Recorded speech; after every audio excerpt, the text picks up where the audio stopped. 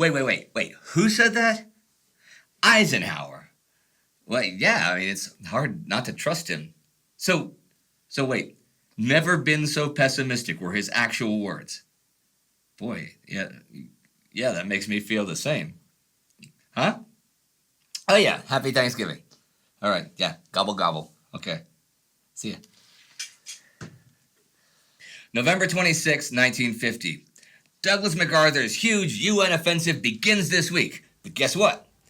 It's not the only one that does. And his offensive runs right into an even bigger one by the Chinese Communist forces.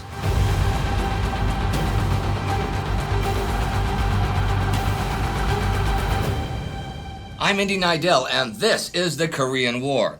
Last week we saw U.S. 8th Army make its final preparations in the west for the Home by Christmas offensive. In the east, the Marines were redeploying to meet at the southern entrance to the Chosin Reservoir. The South Korean Capital Division spent a lot of last week in heavy combat with a North Korean force around Orangcheon. On the 20th, as this week gets going, the Capital Division storms across the Orangcheon River. Bad weather, which limited their air support last week, has also cleared up somewhat, and American planes can now really support their advance. The USS St. Paul, a heavy cruiser, moves into position off the coast and further supports the advance with its heavy guns. The KPA, that's the North Koreans, can no longer offer meaningful resistance, and the South Koreans advance unimpeded towards Chongjin in the furthest reaches of northeast Korea, assaulting and capturing it today, the 26th. They now stand a mere 100 kilometers southwest of the Korean-Soviet border. The U.S. 1st Marine Division continues its redeployment towards the Chosin Reservoir, from the 20th bolstered by the arrival of another British unit, number 41 Independent Commando Royal Marines. By the end of this week, most of the division, including their new British friends, are operating in and around the reservoir. To their northeast, other U.S. forces reach the Yalu River, the border with China. Yep, just like that. It is troops of Ned Alman's 10th Corps that make it there on the 21st. Specifically, the 17th Regiment of U.S. 7th Infantry Division. Supported heavily by air power, naval bombardment, and tanks, 7th Division has pushed north from Iwon, where they landed a couple weeks back, easily cutting their way through sporadic KPA resistance and trekking all the way to Hyesanjin, becoming the 2nd UN unit and the 1st American unit to stand on the banks of the Yalu. It is a relatively unceremonious affair, and quite surreal that such a symbolic thing happens while both sides are fixated firmly on an impending fight in the West. But that's also why they've managed to make such rapid progress. The Chinese are not going to blow their cover early just to stop one solitary division from reaching the Yalu. But before any big battle fireworks kick off, the American troops first get to celebrate Thanksgiving. Thanksgiving Day 1950 falls on Thursday, November 23rd. For the U.S. soldiers on the eve of their offensive, it offers a welcome distraction from what lies ahead. Massive logistical efforts have been made by the Army to ensure that they can observe the day properly, and turkey dinners with all the trimmings have been shipped to the front lines by sea, by truck, even by airdrop. They celebrate as best they can in the bitter cold of Korea, many having convinced themselves that they really will be home by Christmas, as UN Commander Douglas MacArthur has said. This holiday behavior of the U.S. Army is both impressive and puzzling to their allies, especially the British soldiers attached to U.S. First Corps. They see the idea of bringing comforts like this to the front line on the day before a major offensive, no less, to be excessive, bordering on arrogance. One British soldier remarks, "I cannot stop asking myself what on earth it had all cost." There are no such indulgences for the British troops on this day. Across the ocean, a certain individual named Dwight Eisenhower is celebrating Thanksgiving at his residence at Columbia University, where he is university president. This year, he is joined by his former chief of staff from his World War II days as General Eisenhower, Al Grunther. Grunther's son currently leads a company in U.S. 7th Division in Korea, and that is the real purpose of his visit. This is not a social call. Grunther has been hearing stories from his son about MacArthur, Ned Almond, Charles Willoughby dismissing the Chinese threat. Now, Grunther himself has spent the past few years serving as director of the Joint Staff and recently as Deputy Army Chief of Staff. He is more than aware of the situation about to go down in Korea, and he is not happy about it. The pair talk about the war over what becomes a rather grim Thanksgiving dinner. Even though Eisenhower himself is not involved, the unspoken request here is obvious. MacArthur is about to walk us into disaster, pull some strings, and help us prevent it.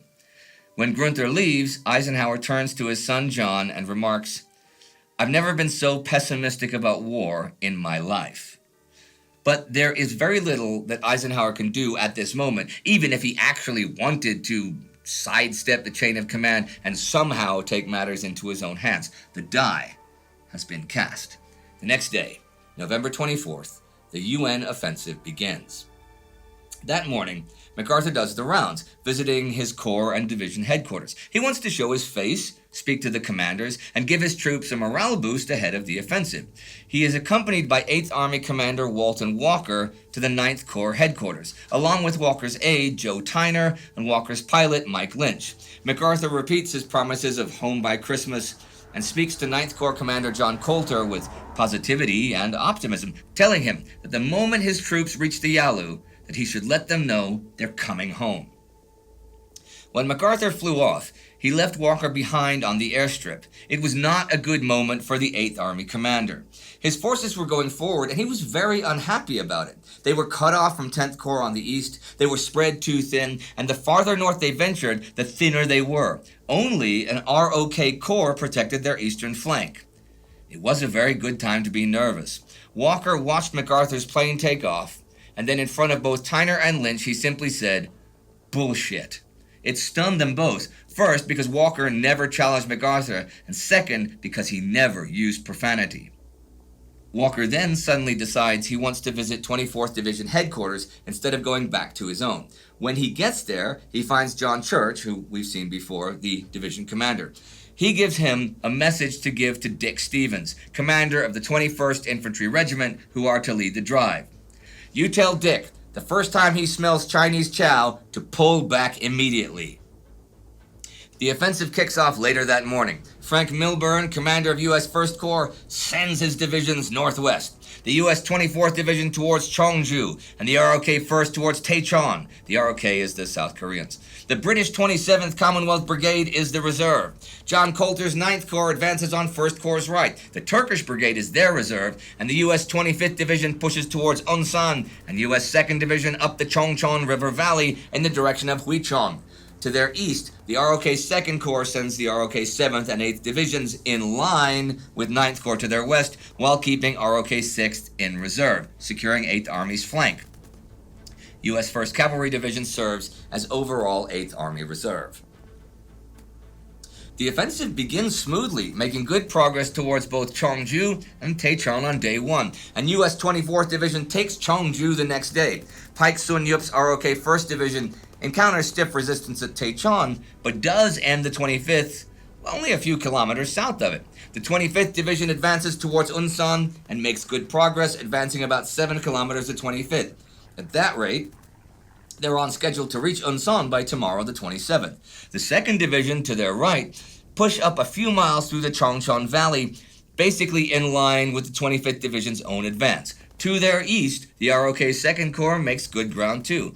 After 2 days of steady progress with lower than expected casualties, there is a feeling of optimism in the Army.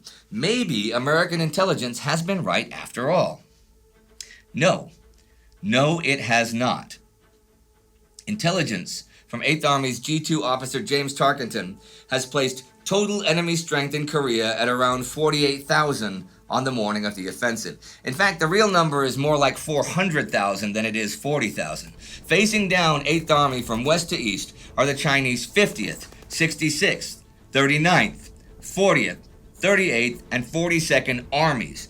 A Chinese army is more similar in size to a UN corps than a UN army and contains 3 or 4 divisions. Between them, the 6 Chinese armies have 18 divisions to Walker's 8 divisions and 2 brigades. 8th Army is not only walking into the fight blind against a crafty and determined foe, but is heavily outnumbered. Today, the 25th, Tarkington does revise his estimate of hostile forces up from 48,000 to 54,000. This may soon be revised again. After dark the 25th, Chinese forces of the PVA 40th Army suddenly hit U.S. 2nd Division in the Chongchon Valley. The PVA are the People's Volunteer Army, the Chinese forces in Korea. By nightfall, fighting was in progress throughout the area. The 9th Infantry was in no doubt that they were engaged against the Chinese, but poor communications and extraordinary command lethargy hampered the 2nd Division in rousing itself to meet a major new threat. In camps and vehicle concentrations along the length of the Chongchon Valley, Americans found themselves wakened in their sleeping bags by a terrifying cacophony of bugles, drums, rattles, whistles, and gunfire. Again and again, Chinese assault groups smashed through ill-prepared perimeters, overrunning infantry positions, gun lines, rear areas. By the night of November 26, 2nd Division had been driven back 2 miles southwest down the Chongchon. The command posts of the 9th Infantry's 1st and 3rd Battalions were overrun. Shortly before midnight, the 2nd Battalion was heavily attacked and forced back, losing most of its equipment. Some men waded the Chongchon in their flight to find their clothes and boots turning to ice as they climbed the southern bank. To the left of 2nd Division, U.S. 25th Division is also hit and forced back, though not as badly as 2nd Division. The attack is enough, however, for 25th Division's commander William Keane to cancel the orders to continue the advance in the morning. The Chinese tactics prove very difficult overall for the UN forces to come to grips with, who find themselves fighting at the pace of their attackers, unable to lean on their own strengths. They have tons of power and tons of weapons, but they're only able to fight just now as companies, out of sight of other companies, not divisions or even battalions. And the battle is really turning into a question for each company as to how long it can hold out. It was weird fighting, such as the United States Army had not seen since the days of Fort Phil Kearny, the Washita, the Little Bighorn. And what the Army had learned on those fields had long since been discarded on the battlefields of Europe. Unable to maneuver where its wheels could not go, unable to emplace and effectively use its big guns, unable to see or communicate in the hills, the United States Army was being bitten to death rather than smashed down by numbers. But the real threat, the night of the 25th, is on 8th Army's right, where 2 Chinese armies launch a combined attack on Walker's weakest link, the ROK's 2nd Corps.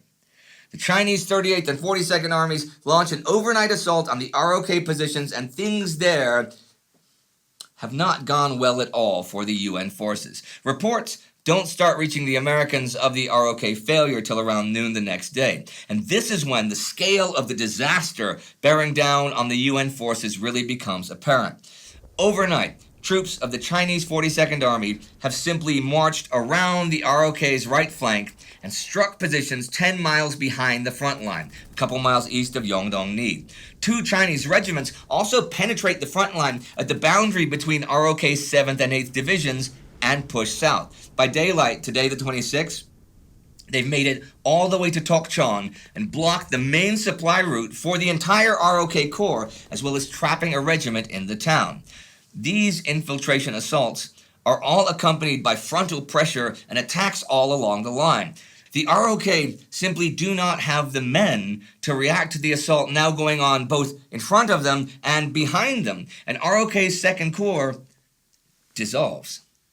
Whole regiments abandon their positions and flee south. Corps headquarters makes attempts to reform the front line between Tokchon and Yongdong-ni, just south of the infiltrating forces. But communications have already broken down, and they cannot get their orders out. By noon today, the Corps is no longer a coherent fighting force.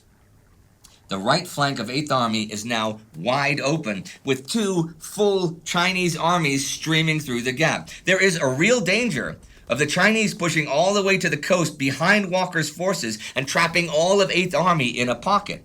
Walker reacts quickly, deploying his reserves. 1st Cavalry Division on the road east of Suncheon, the Turkish Brigade attacking east out of Kunuri towards Tokchon. And to cover the gap left by the Turks, the British 27th Commonwealth Brigade is to be sent towards Kunuri tomorrow.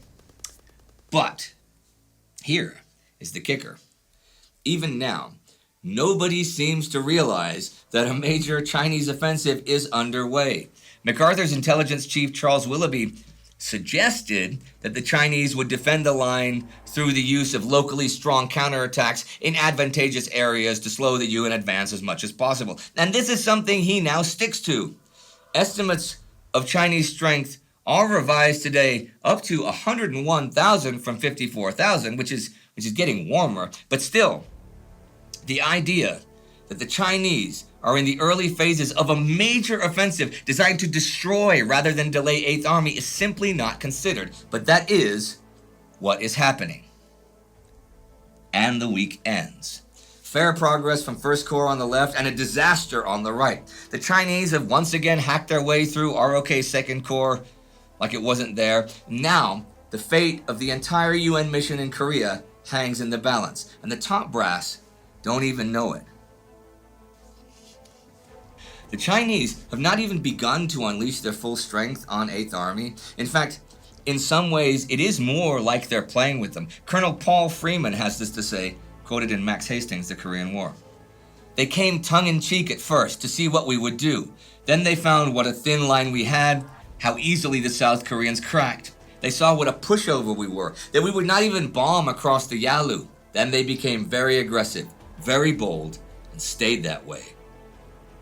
The collapse of the ROK 2nd Corps has massively widened the already huge gap between Walker's 8th Army and Ned Almond's 10th Corps. And this is a gap the Chinese mean to exploit to the fullest. And if you think 8th Army are the only ones under threat, think again, because there is one other thing that happens this week which I have yet to mention. Today, the 26th, Chinese POWs reveal under interrogation that the PVA 20th Army has gotten as far as the hills west of Udam-ni, completely undetected, less than 15 kilometers away from the Marines at the Chosin Reservoir.